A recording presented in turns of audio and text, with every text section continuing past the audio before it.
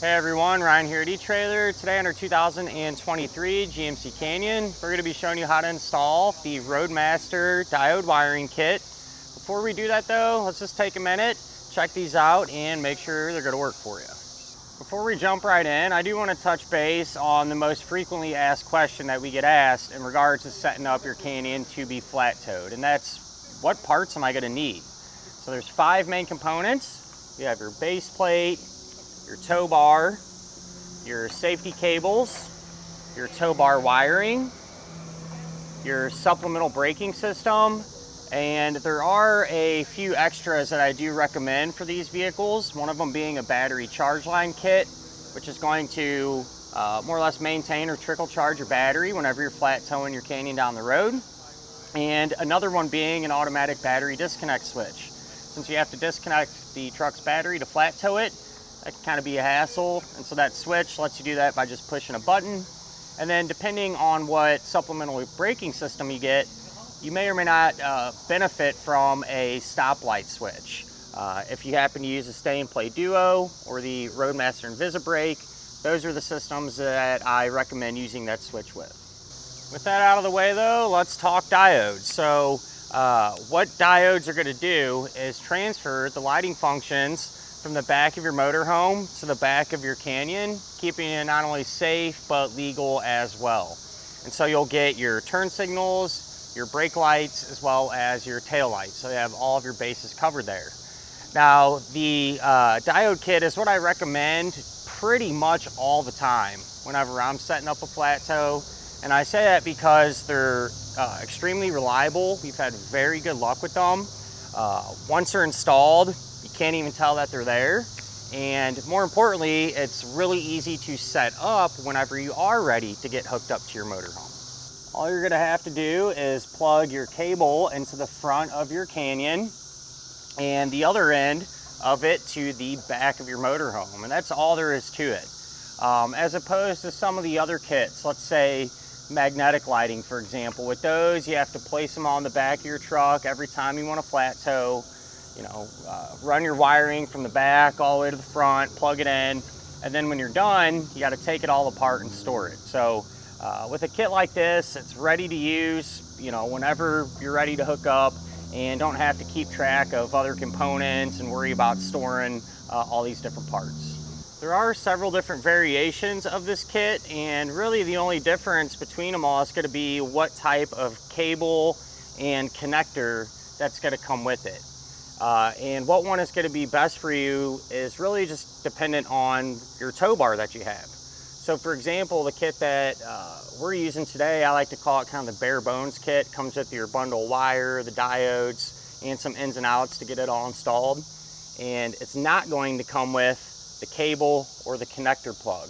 And we chose to go with that one because our neighbor has the Roadmaster Nighthawk tow bar, which happens to come included with the cable and the connector plug. So it didn't make sense to use another kit and have to spend more money on one that has a cable when we don't really need it, because we already have it, because it came with our tow bar, right?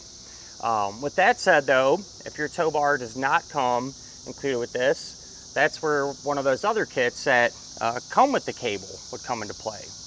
And so for example, if your tow bar happens to have channels in it, like our Nighthawk, where you can run the wiring cable through it, you would want to use either the hybrid coil kit, which is set up here where it's coiled on one end, straight on the other, so you can utilize that channel properly, or there's a kit that has just the straight cable, and both of them would work out just fine. The coiled one is a little bit longer, so if you're concerned with everything reaching, if your setup's really far apart, that might be the one to consider. Now, if your tow bar doesn't have channels in it at all, then that's where you'd want to use a coiled type kit, like this one here, all right? That way, when it's going straight down the road, it'll be high up off the ground, but you make those wide turns, it'll stretch out and give you that length that you need. Now, all 3 of those that I mentioned do have a 7-way round connector for the motorhome side, and a 6-way round connector for the truck side. It's what I always recommend, by far the most common, but for whatever reason, if you're familiar with something different or would rather use something different, there is a kit that has a 7-way round for the motorhome, 4-way round for the truck side. My thought is with this though, if you're going through the trouble to hook everything up, you might as well get the 6-way connector, because then you could use a charge line or another accessory down the road if you wanted to. And last but not least, there's a kit available that has a 4-way flat end to a 4-way flat end. So if you happen to have a motorhome that's a little bit older, might not have a 7-way round connector on it, and you don't feel like converting all that, this is always an option for you. Other than that, at the end of the day, you know, you really cannot go wrong with these kits. Like I said, we do a ton of them here, and it's really rare that we run into any issues with them at all. So reliable kit, easy to use, can't really ask for too much more.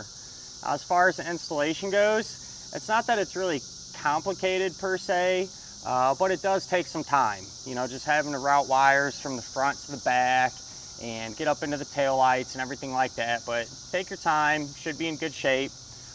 If this is something you're not comfortable doing or don't have the time or place to work on it, definitely understand that. You can't always use our dealer locator network to hopefully get you going in the right direction as far as finding a shop that might be able to help you out with something like this. But if you're doing it yourself, feel free to hang around. We'll go ahead and get started on it now. To begin our installation for our diode wiring, first things first, we're going to take the big bundle of wire and drop that down through the engine compartment towards the front of our truck. And we are doing this at the same time that we're doing our base plate. And that's because with the fascia removed, it's just so much easier to work and kind of see what's going on. But with that said, with our base plate and how they want us to attach the electrical bracket and everything, we almost have to get the fascia back on to make that connection. But I wanted to get this at least roughly in place. That way when we do get the fascia on, we have our bracket and we can get our connector actually mounted up and plugged in. So I'm just gonna leave it probably about like this for the time being. And we'll get this back on and go from there. I got our fascia put back on. And you know, like we talked about, our bracket's mounted up. That way I know what to do with our wires here. And now that we figured that out, you can take the rubber boot from your connector plug. You're going to slide that over the bare end of the wiring.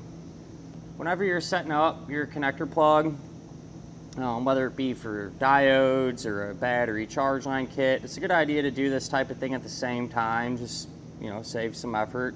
So whether you're installing your diodes or a battery charge line or vice versa, just knock them out at the same time. And that's what we're going to do here today. So first and foremost, I'm going to separate all the ends on our diode wiring here. Peel those back.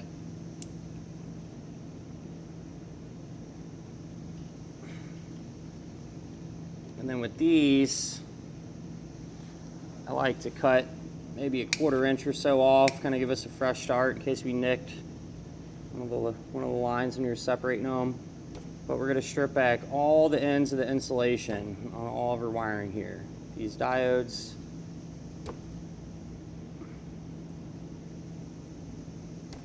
as well as our battery charge line.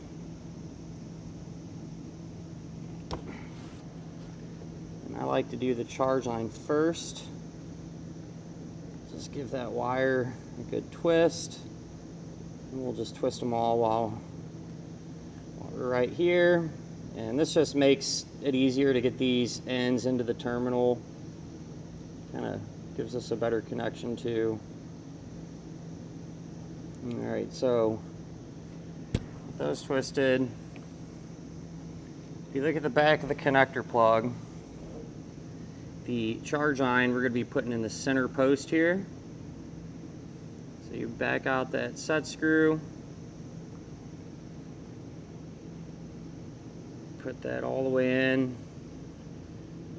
Try to make sure too you don't have any, you know, single strands poking out of the top or anything. So we'll push that all the way in and snug it down. For our diode wires, those get hooked up to terminals. They are labeled. We have this one, which is TM for tail light, so the brown wire goes there. This is GD for ground, so the white wire goes there. LT for left turn, yellow wire plugs in there, and RT for right turn. So the green wire will go there. And we'll just back out the set screws. Take the appropriate wire.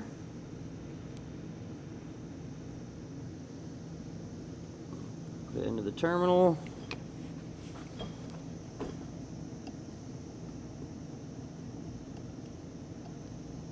And tighten it down. And so I'll just do the same thing for our remaining wires. Once you have all the wires hooked up into the back of the connector plug, what I like to do is just take some silicone, put it in there. That way it'll cover up the terminals and help keep them protected against corrosion and things like that. So I'll pile that in. That should be sufficient. Slide our dust cover over it. I'm just going to hit the back with a little tape to keep that sealed up as much as we can. And we'll go ahead and get our connector plug mounted up to the front of our bracket here.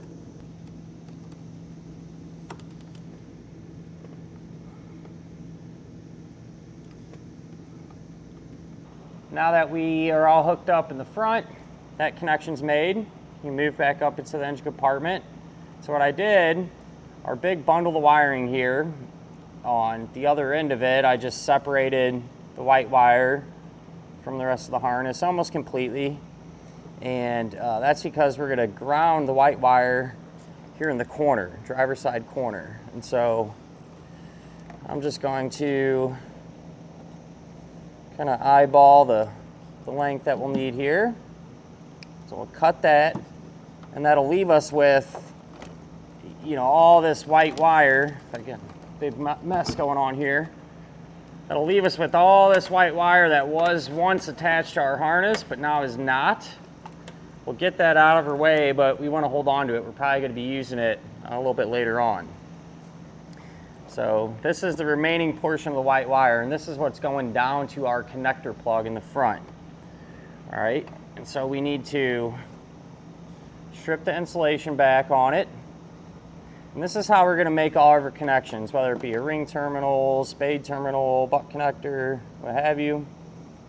Give that end a good twist. And we're going to grab this ring terminal, slide it over the bare end of the wire, and crimp it down. And like I said, I'm going to ground this here in the corner. And the way I'm going to do that is just by using a self-tapping screw. You know, I'll put the ring terminal on it, screw this down into the sheet metal. So being a little tight, you know, tricky to see, I'll go ahead and do that and show you where I put it. Here's where I ended up making our ground, and whenever you do this, you don't have to do it here. You just want to make sure that you're going into a good piece of metal that'll provide us with that good grounding area. For the rest of our wiring, that's going to get routed towards the back of the truck. That way we can get it up into the taillight pockets. So what you're going to want to do, especially if you're using a supplemental braking system that's going to tie in to these wires, make sure to give yourself a little slack up here to be able to do that. But I just have it running along through here. It's all just loosely routed for now. At the very end, you know, I'll come back, zip tie everything up. But it runs over, drops down to the underside of our truck. And whenever you're doing any type of wiring, always do your best to avoid any hot or moving parts. Here's where our wiring drops underneath the truck. And I have it just following our brake lines here and just using zip ties every now and again to keep it secure. So it just runs all the way along here. And then kind of tricky to see, but in this area here, it just continues along the side of our frame, above and to the side of our fuel tank. Just continues up through here. And then in this area up top, that's where the wiring comes back out. Continues along here, along our spare tire, and then right here, this is where we can separate our wiring. And so what I did is I peeled the green wire off the rest of the harness, because that's going to go over to the passenger side, and I took the yellow and brown wire, dropped it right through this opening. And what I did was I took that extra piece of white wire that we had left over and taped it to the end there. Took that white wire and brought it back up to where I have it meeting up with our green wire. So now the green wire and that white wire is just going to run along through here over to the passenger side. It's a little tricky to see, but I got the wiring just tucked up here. While we're down here, we're going to disconnect our taillight, which is this connector here. You have a red tab. We'll pull back on it like that, and then you can push down on the center of the black tab to separate the two, and then you're going to do that same thing over on the passenger side as well. Moving up top, you can get our tail light removed now, and there's going to be two T15 torque spit screws that you can pull out.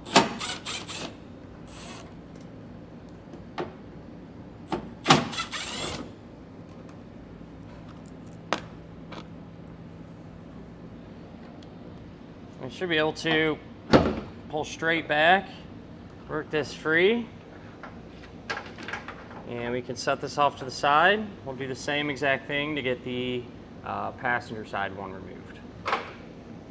What I did on our taillight harness here, there's just some loom and some tape over the wires. Removed it so we could see what we're doing here. And the wires that we're going to be working with, we'll have this blue wire with the white stripe. That's going to be for our stop and turn. Then we're going to have this brown wire with a blue stripe, and that's going to be our taillight signal. So what I'm going to do is cut these in half here.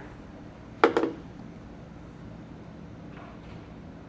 I kind of just like to untangle everything. Makes it a little bit cleaner.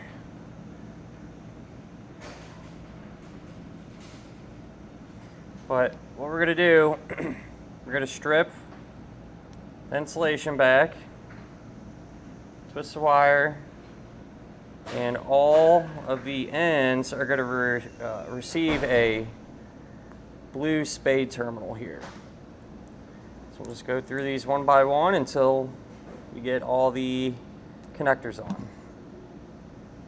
Got all four ends connected there, and then the wires that we're not going to be working with, the rest of them I just taped back up.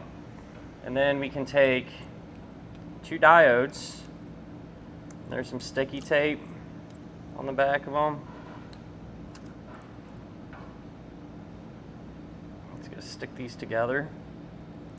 Then the side that has single terminals labeled out, that's going to go closest to our taillight here. These will just plug into it.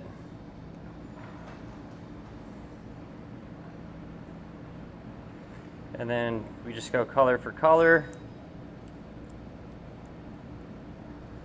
Just like that. Moving back to our taillight pocket here, I just reached in and grabbed the new wiring that we ran. The yellow wire I crimped on a blue terminal. The white and brown wire though, we're gonna do something a little different. We're gonna twist these ends together nice and tight. And then we're gonna take the yellow terminal there and crimp that on over both the ends. And then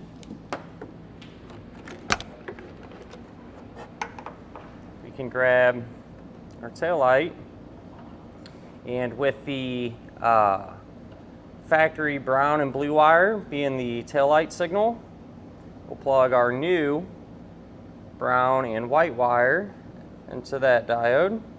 And with the factory blue wire with the white stripe being the controlling the stop and turn, we'll plug our new yellow wire in there.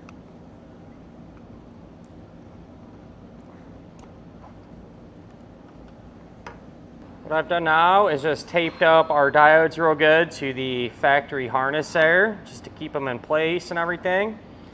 Can feed our electrical connector back through. We'll reinstall the tail light the opposite way that we removed it, and then don't forget to go back underneath and just plug that connector back in. Over on the passenger side, pretty much did the same exact thing. The factory wire colors are going to be the same as the driver's side. So the brown wire with the blue stripe, that'll be our taillight signal, and the factory blue wire with white stripe, that'll be the stop and turn. The new green wire that we ran, that is for our stop and turn, so that goes into this diode. And then the new white wire, that's going to be our tail light signal, so that'll go into this diode here. So pretty straightforward. What I'll do now, I'll get this all taped up. I didn't do that yet so I could show you a little bit better picture, but I'll tape this up and reinstall this light too. With everything put back together, it is a good idea to test the wiring to make sure that it will work properly. I'm just hooked up to a test box here, which is going to simulate a motorhome. You can use your coach, but keep in mind if that has any issues of its own, that could mislead you into thinking it's something you did on the vehicle side. But with that in mind, let's run through all of our functions. We'll try out our taillights, our left turn signal, our right turn signal, and our brake lights. Now that everything checked out good, that will do it for our look at and our installation of the Roadmaster Diode Wiring Kit on our 2023 GMC Canyon.